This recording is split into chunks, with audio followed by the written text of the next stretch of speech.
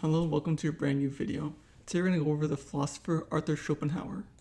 Schopenhauer was born in 1788 and died in 1860, and he was a German philosopher known for his pessimistic philosophy, which is exemplified in his work, The World as Will and Representation. Schopenhauer's metaphysics drew from Immanuel Kant, so I highly recommend watching the video I made on him before this one, but in short, Kant believed in the noumena-phenomenon distinction, also known as transcendental idealism. Phenomena are the things that we perceive through our senses, which are shaped by our mind's faculties and are subject to the categories of understanding. The noumena, on the other hand, are things in themselves that are beyond human perception. Kant argued that while we can understand the noumena, or the phenomenon, through empirical investigation, we can never truly know the noumena because it lies beyond the comprehensions of human cognition. Thus, the noumena represents the realm of things as they are, independently of our perception, and it's ultimately unknowable. So since we can never know the true world as it is in itself, as the perceptions of the phenomenon are based on our mind, Schopenhauer agrees that the phenomenal world is mediated through our minds and structured by space and time and causality, but he goes a step further. He claims that we have one unique access point to the noumenal realm, but not through reason, but through inner experience. So instead of saying that the thing in itself causes appearances, Schopenhauer reinterprets the relationship. He believes that reality has two aspects: the will, which is the inner metaphysical essence of reality, and representation, and that's how reality appears to us, which is shaped by our mind, and they're not in a cause and effect relationship, but they're two sides of the same coin. So when we observe ourselves from the inside, not as objects among objects, but as willing, striving beings, we glimpse into our true nature of the reality. And that true nature is what Schopenhauer calls the will. So for Schopenhauer, the world we live in isn't an illusion, and well, it is an illusion in the sense that we're just representations of the will, but he's not in the sense that it's fake or doesn't exist. Our world is truly real, but it's just a representation of something deeper.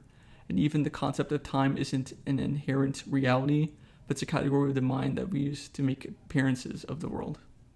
So in truth, reality as will exists beyond time, space, and causality, and what seems to us as endless change and chaos is really the same blind striving, repeating over and over and over again. And this is why Schopenhauer's philosophy is often identified with pessimism. So why is life so bad? According to Schopenhauer, it's because everything is a manifestation of the noumena, which he identifies with the will. So it's a mindless force that powers everything in the universe. As a blind force, it drives all our instincts and desires, and thus forces humans to suffer in the pursuit of new things. However, it has no ultimate goal or purpose, so it can never be satisfied. And getting what we want only provides temporary relief from pain. Before long, we get bored and the thirst returns. We need more love, more money, more status, so we begin suffering again. And this is very similar to the suffering we see in the material world that's supposed to be the cause of suffering in Buddhism. So happiness is just a moment when we're free or perhaps distracted away from our suffering, but this is only short-lived. Because the will is a blind, striving force, it fragments individuals into causes, so a constant competition and an unending frustration. It's a, quote, war of all against all, like Hobbes says in his State of Nature, in his Leviathan. So the more we know about the world through reason, science, and perception, the more we multiply this nightmare. So life is just essentially suffering. So similar to Buddhism, Schopenhauer believes in a type of recycling of the will, though not in the sense of individual reincarnation seen in Buddhism and Hinduism.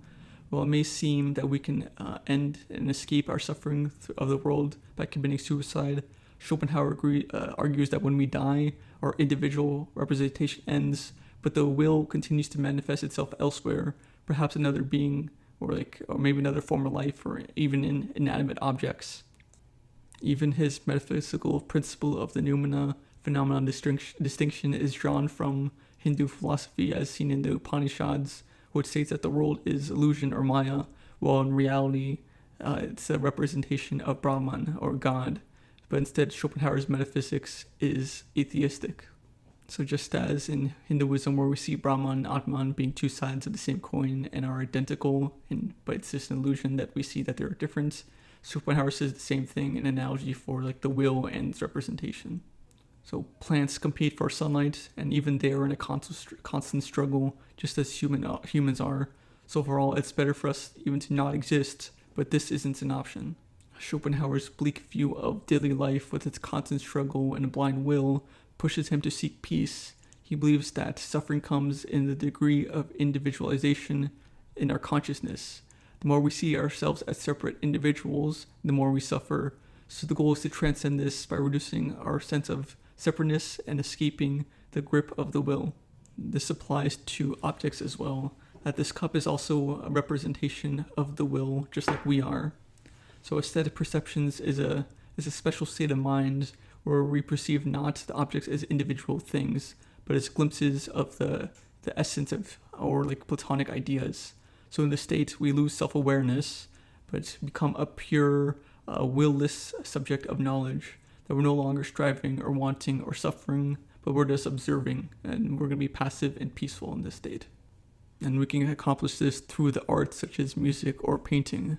And unlike the other arts, music bypasses representation and goes straight to the will itself. Schopenhauer says that music is a copy of the will itself. It doesn't depict things, it depicts feelings and urges and energy of life. However, the aesthetics have their limits. They don't motivate us to help one another. And plus, when you stop listening to music, you return to the state which you were in before. So the attempt to begin transcending the will must be through compassion rather than distraction. He praises moral principles such as kindness to one another, nonviolence, and the avoidance of revenge and egoism, and his compassion is the highest virtue.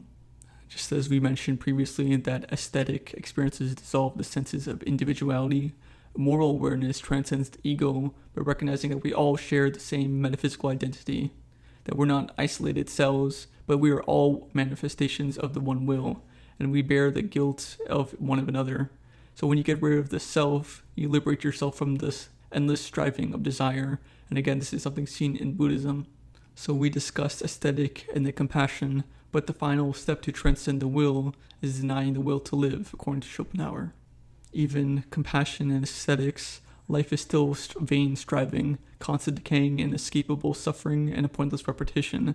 So to escape this, we must become ascetics. Schopenhauer's ideal is the ascetic who embodies resignation, poverty, chastity, and detachment from the worldly goals. One must have a battle against the self, the animal urges to survive and reproduce, and against one's own individuality. We must also reject that as well. The ascetic's ultimate renunciation isn't just of desires alone. It's a rejection of the epistemological framework that generates the world of appearances. And as he says in The World as Will and Representation, the denial of will is, quote, like a flame going out because the fuel is consumed. And also, when you look at Buddhism, the word nirvana itself means to extinguish or to blow out.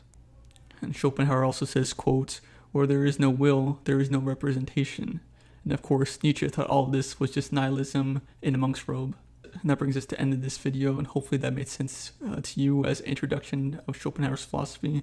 And if not, please leave a comment below and I'll try to answer it to the best of my ability. So I recommend reading the 2 volumes, as he's a very excellent writer in his prose. He makes things seem it's very easy to read compared to someone like Hegel or Kant. But if you're still confused, you can leave me a comment, and I'll recommend the secondary reading as well with a Cambridge companion to Schopenhauer. And don't forget to like and subscribe.